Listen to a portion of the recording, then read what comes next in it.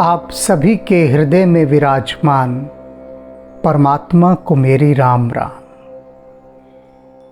कल सार्वजनिक रूप से प्रभु श्री राम ने वानरों की जो बड़ाई की, बस उसे सुनकर सभी वानर अभिभूत हो गए।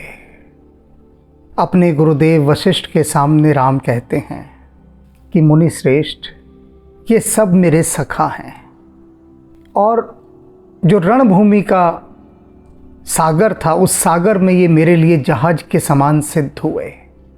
इन्होंने ही मेरा बेड़ा पार करवाया, इन्होंने ही। और मेरे हित संपादन के लिए, मेरा भला करने के लिए, मेरा कल्याण करने के लिए, मेरा कार्य सिद्ध करने के लिए इन वानरों ने अपने प्राणों का बलिदान दे दिया निस्वार्थ भाव से। और ये सभी मुझे भरत से भी अधिक प्यारे हैं। अब ये सुनकर तो जो प्रसन्नता के, आनंद के, खुशियों के जो झरने फूटे उन सभी के हृदयों में, उसका कोई हिसाब किताब ही ना था, हो भी ना सकता था। क्योंकि खुशियों के अनंत झरने जब फूटते हैं ना, तो बस एक एक क्षण में, एक एक क्षण में नई नई उमंग, नई नई तरंग पैदा होती है। और वही हो रही थी। अब आगे क्या होता है? कौशल्या के चरण ही पुनित नायो हुमात। ये सभी वानरों ने फिर कौशल्या के चरणों में अपना सिर नवाया। आशीष दीन हर्ष तुम प्रिय मम जिमि रघुनाथ। और कौशल्या जी ने हर्षित होकर उन सभी को आशीषें दी। क्या आशीष दी?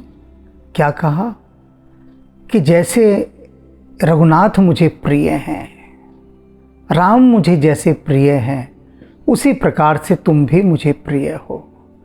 राम के समकक्ष उन सभी वानरों को, भालुओं को, सभी को आदर दिया, सम्मान दिया, स्नेह दिया, आशीर्वाद दिया। सुमन वृष्टि नभ संकुल भवन चले सुखकंद। आकाश से पुष्पों की वर्षा हो रही है और सुख के कंद प्रभु श्री राम अपने महल को चले गए। चढ़ अटारिन देखी नगर नारी नर वृंद। अपने अपने भवनों की अटारियों पर चढ़कर सभी नर नारियों के समूह प्रभु श्री राम को अपने महल में जाते हुए देख रहे हैं। कंचन कलश विचित्र संवारे। और सभी ने क्या किया? जो स्वर्ण कलश थे, सोने के घड़े, उनको अलग अलग प्रकार से संवारा, नई नई क्रिएटिविटी से, विचित्र विचित्र ढंग से उनको सजाया। मणियों से, माणिक्यों से, इत्यादि रत्नों से सभी ने सोने के कलशों को सजाया। सब ही धरे सज निज निज द्वारे। और फिर उन्होंने सजाकर अपने अपने घर के द्वार के बाहर उन्हें रखा। जो घर का मुख्य द्वार होता है, उसकी बड़ी सी चौखट के पास दो विशाल सोने के घड़े हों। कितना सुंदर लगता है। सोचिए जरा, सोने के घड़े ना भी रख सकें आप कभी, मिट्टी के घड़ों पर ही गोल्डन कलर करके उन्हें रख कर देखिए, तो एक आभा ही निराली होती है। और उसमें बहुत सारे आर्टिफिशियल कलर्ड ग्लास लगा दीजिए और मन ही मन कल्पना कीजिए कि ये सोने का घड़ा है और आप बहुत समृद्ध हैं और ये हीरे जवाहरात आपने उन घड़ों पर लगा दिए हैं। और ये सब क्यों किया है? क्योंकि राम जी अयोध्या लौट आए हैं। बस ये भाव होना चाहिए, दूसरा भाव ना हो, तब उस स्थिति को कुछ अनुभव करेंगे। कंचन कलश विचित्र संवारे, सब ही धरे सज निज निज द्वारे। बंदन वार पताका केतु, सभिन बनाए मंगल हेतु। सभी लोगों ने अपने अपने घरों की बार वंदनवार सजाए। बंधनवार जानते हैं ना, आम के पत्तों की माला बनाकर लगाते हैं और बहुत सारे झंडे पताकाएं, देखा होगा जब मेला होता है तो कितनी रंगीन झंडियाँ लगी होती हैं, शादियों में, अन्य समारोहों में। तो वे सभी ने वे मांगलिक प्रतीक अपने अपने घरों में लगाए।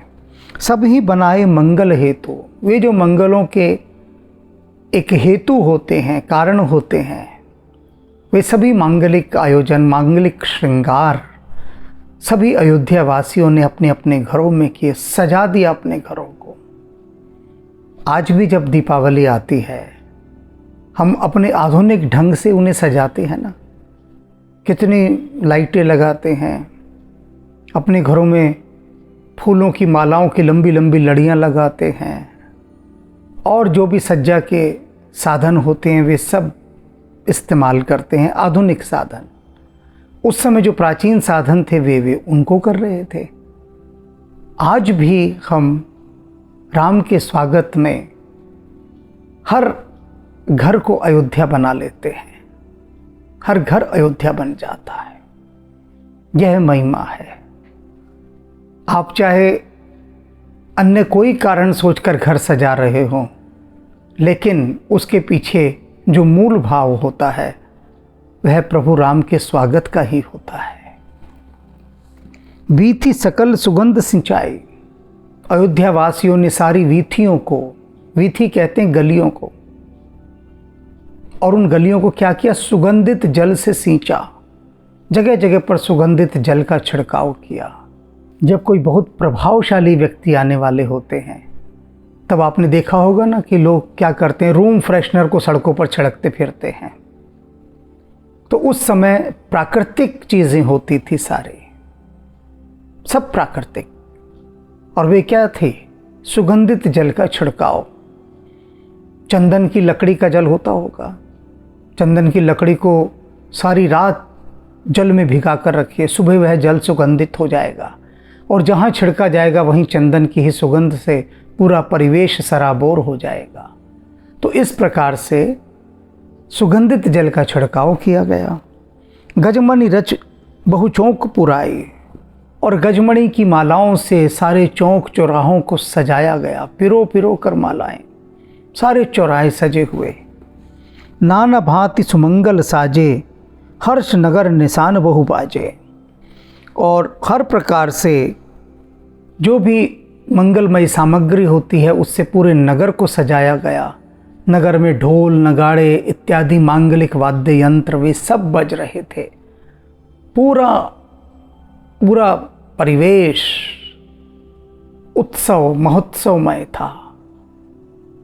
पूरी अयोध्या सजी हुई है, सुगंधित है, प्रत्येक प्रसन्न है और ढोल नगाड़े ये सब बज रहे हैं। कैसा परिवेश होगा, कैसा परिवेश। जहाँ तहाँ नारी निछावर करें, और स्त्रियाँ जहाँ तहाँ निछावर कर रही हैं। निछावरी क्या होती है कि जैसे आपने शादियों में देखा होगा, लोग बहुत सारे मुट्ठी में सिक्के भर भर के फेंकते हैं, तो इस तरह से वहाँ पर न्योछावरें हो रही थी। राम जी की नज़रें उतारी जा रही थीं। देही आशीष हर्ष और भर ही, और सब हृदय में आशीष भर भर के प्रसन्नता पूर्वक आशीर्वाद की वर्षा कर रही थी। कंचन थान आरती नाना, जुबती सजे कर ही शुभ गाना। और सौभाग्यवती स्त्रियां सोने के थालों में आरतियां लेकर जुबती सजे कर ही शुभ गाना, और शुभ गाने यानी मंगलाचरण मंगलमय गीत गा रही थी। चारों तरफ अयोध्या में गीत संगीत सुगंध पुष्प इत्यादि सज्जा से पूरा परिवेश दिव्य हो उठा था। कर ही आरती आरती हर की। और वे स्त्रियां किसकी आरती उतार रही थी? आरती हर की। आरती हर कौन? प्रभु श्री राम को आरती हर कहा गया है। आरती हर माने जो दुखियों के कष्ट हरते हैं, आरती हर। आरत माने दुखी व्यक्ति, दुखियों के दुख दूर करने वालों की आरती स्त्रियां उतार रही हैं। भाव है उनका। भला जो सारे संसार का दुख दूर करते हैं उन्हें भला किसकी नज़र लग सकती है, लेकिन हृदय कहाँ इस बात को स्वीकार करता है। वे तो अपने राम जी की आरती उतार उतार कर न्योछावरे कर रही हैं। देख चुकी है ना पहले, दूध का जला छाछ को भी फूक फूक कर पीता है। देख चुकी हैं पहले। क्या देख चुकी हैं? कि राम जी का सुबह राज्याभिषेक होना था और 14 वर्ष का वनवास मिल गया। कैसी नज़र लगी इनको, कैसी नज़र लगी। तो अब नज़र ना लगे इसलिए सभी न्योछावरें कर रही हैं, आरतियां उतार रही हैं।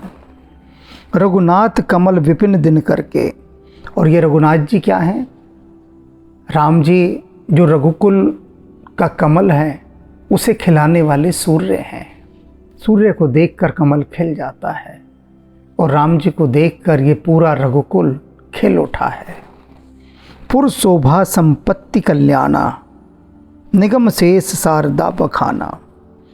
वेद, शेषनाग, माँ सरस्वती ये सभी क्या कर रही हैं? अयोध्या की संपत्ति का बखान कर रही हैं।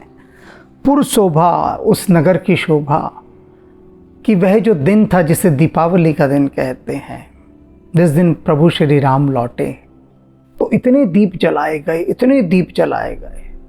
दीपों की पंक्तियाँ, दीप अवली तो दीपावली, दीपों की पंक्तियाँ ही पंक्तियाँ। उस दिन का नाम ही दीपावली हो गया कि इतने दीप जलाए गए, इतने दीप जलाए गए, इतनी पंक्तियाँ लगाई गई कि वह दिन दीपावली के नाम से ही विख्यात हो गया। तो उस दिन क्या रहा होगा जिस दिन राम अयोध्या आए थे? उस दिन का सोचिए। ये उस दिन का वर्णन है कि वो जो पुर की शोभा है, संपत्ति है और जो सबका कल्याण करने वाली है, उसका वर्णन कौन कर रहा है? शेषनाग जी, माँ सरस्वती, वेद, ये सब उसका बखान कर रहे हैं। त्यों यह चरित देख ठगी रही ही, वर्णन तो कर रहे हैं वे, किंतु ठगे से रह गए हैं। जैसा भी अबड़म गबड़म जो भी वर्णन कर रहे हैं, वेद, माँ शारदा, शेषनाग कर तो रहे हैं पर ठगे से रह गए हैं। उमा तास गुण नर किम कहीं, भगवान शंकर कह रहे हैं उमा से, कहते हैं सुनो पार्वती सुनो, राम अयोध्या लौट आए, अयोध्या सजी हुई है और उस सजी हुई अयोध्या का वर्णन, उसकी शोभा, उसकी संपत्ति, उसका वैभव, उसकी प्रसन्नता, वह पूरा परिवेश, उसका जो वर्णन है, वेद, सरस्वती, शेषनाग ये सब कर तो रहे हैं लेकिन ठगे से रह गए हैं। करते करते पूरी तरह से कर नहीं पा रहे हैं। तब तुम ही बताओ उमा, तास गुण नर किम कहीं, तब मनुष्य उनके गुणों का वर्णन कैसे कर सकता है, कैसे कर सकता है? तो तुलसीदास जी यहाँ अपने ऊपर बात ले रहे हैं कि मैं कैसे उस दृश्य का वर्णन करूं। मैं तो एक मनुष्य हूं। और भगवान शंकर पार्वती से कह ही रहे हैं कि पार्वती सुनो, कोई मनुष्य भला उस दृश्य का वर्णन कैसे कर सकता है जिसका वर्णन करने के लिए ये सब भी स्वयं को असमर्थ पा रहे हैं, शेषनाग जी, वेद और माँ सरस्वती। तब तुलसीदास कैसे करे? असंभव। नार कुमुदनी अवध सर। अब देखिए कितना सुंदर बिंब प्रस्तुत किया गया है कि जो अयोध्या की नारियां हैं वे क्या हैं? कुमुदनी यानी कमलनी, और अवध सर। अवध क्या है? सर, सर माने सरोवर। अयोध्या सरोवर है, वहाँ की स्त्रियां कमलनी हैं।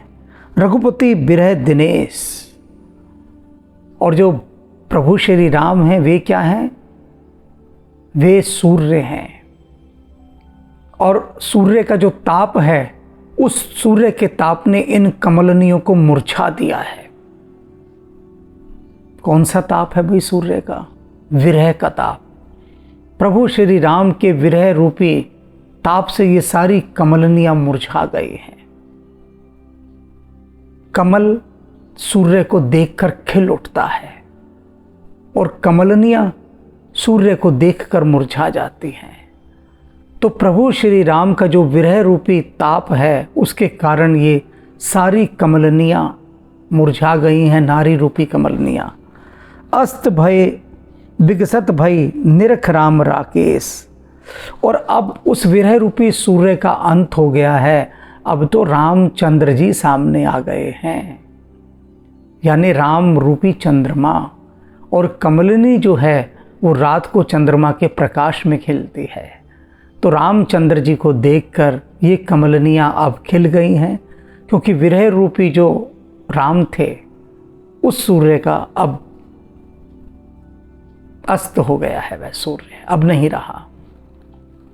होई सगुन शुभ, सारी ओर अच्छे शुभ शगुन हो रहे हैं। विविध विद बाज ही गगन निशान, अलग अलग प्रकार से आकाश में नगाड़े बज रहे हैं। पुरनर नारी सनाथ कर भवन चले भगवान।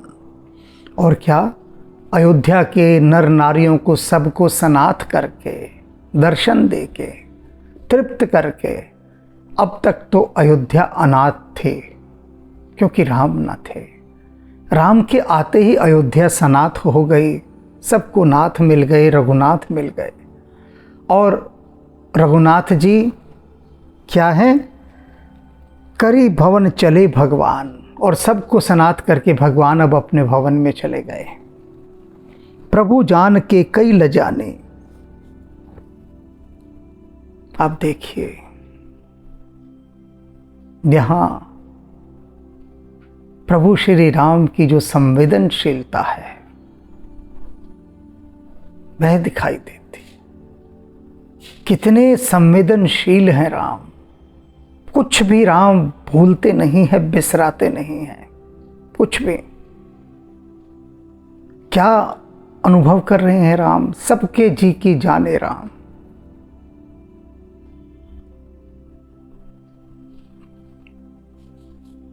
सबके जी की जाने राम।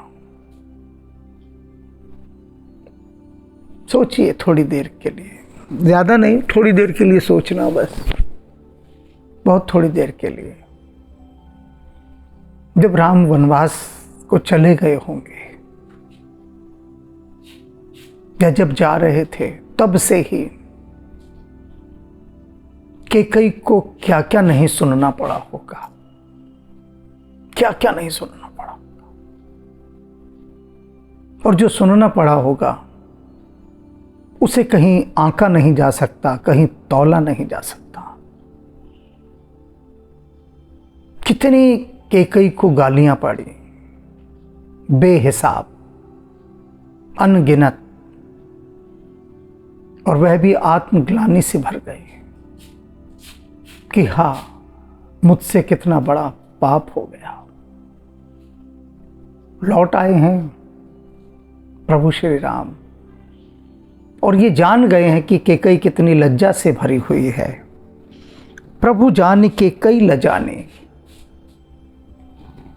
प्रथम तास गृह गए भवानी।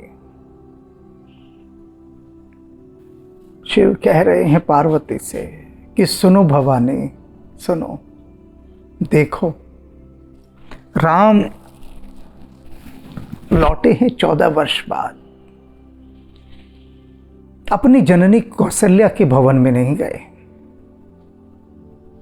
कैकेयी के भवन में गए। देख रही हो भवानी, जानते हैं राम, जानते हैं कि कैकेयी लज्जा से मर मर जा रही है।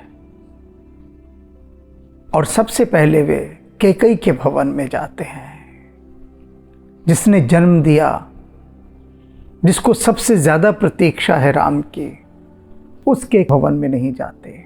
कोई और होता तो देखता भी ना कैकेयी की तरफ, देखता भी नहीं। ये केवल राम ही कर सकते हैं। प्रथमता सुगृह गए भवानी, ताहि प्रबोध बहु सुख दीना।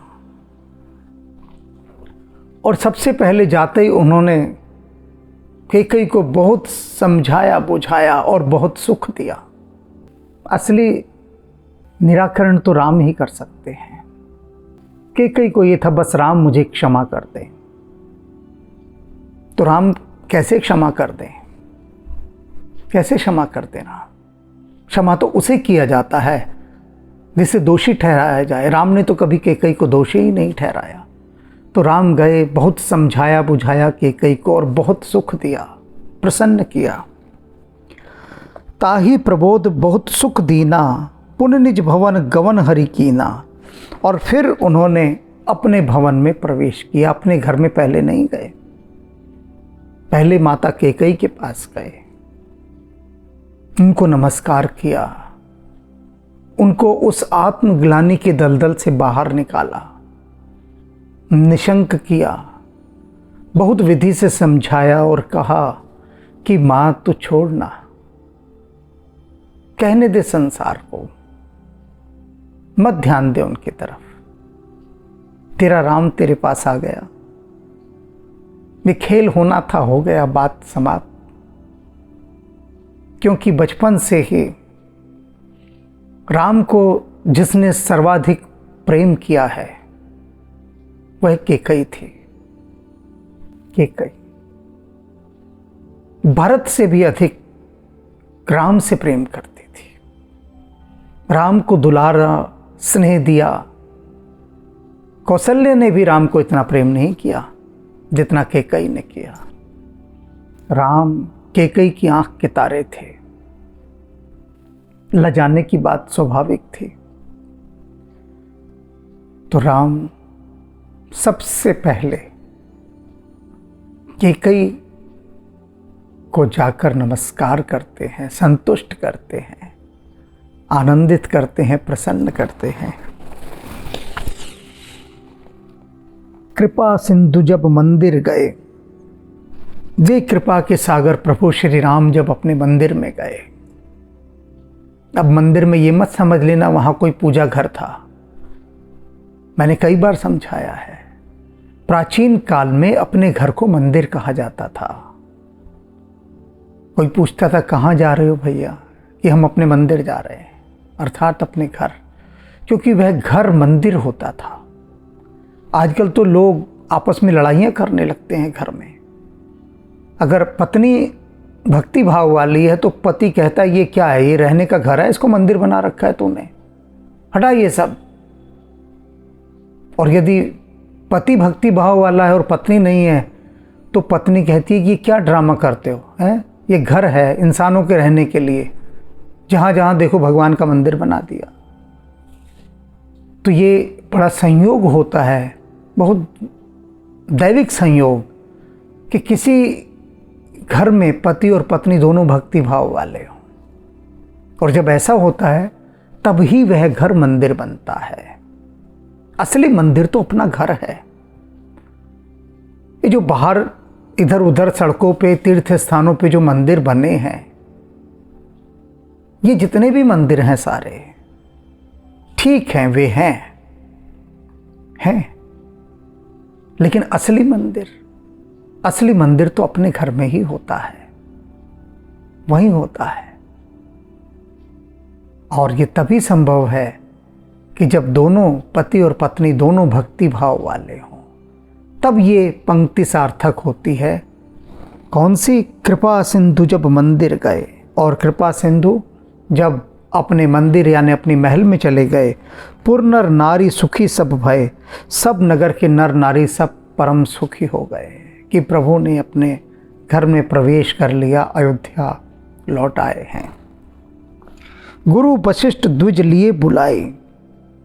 अब गुरुदेव वशिष्ठ ने सारे ब्राह्मणों को बुलाया कि आइए ब्राह्मण देव। आ गए जी सब। अब क्या करें? आज सुघरी बुलाकर उनसे कहा, सुनिए ब्राह्मण देव, आज सुघरी अर्थात आज सुंदर घड़ी है, बहुत अच्छी घड़ी है, राम लौट आए हैं। सुदिन अच्छा दिन है बहुत। समुदाय और ये जो आज जो शोभा का जो योग बना है सारा, यह अद्वितीय है। सब द्विज देहु खर्च अनुशासन।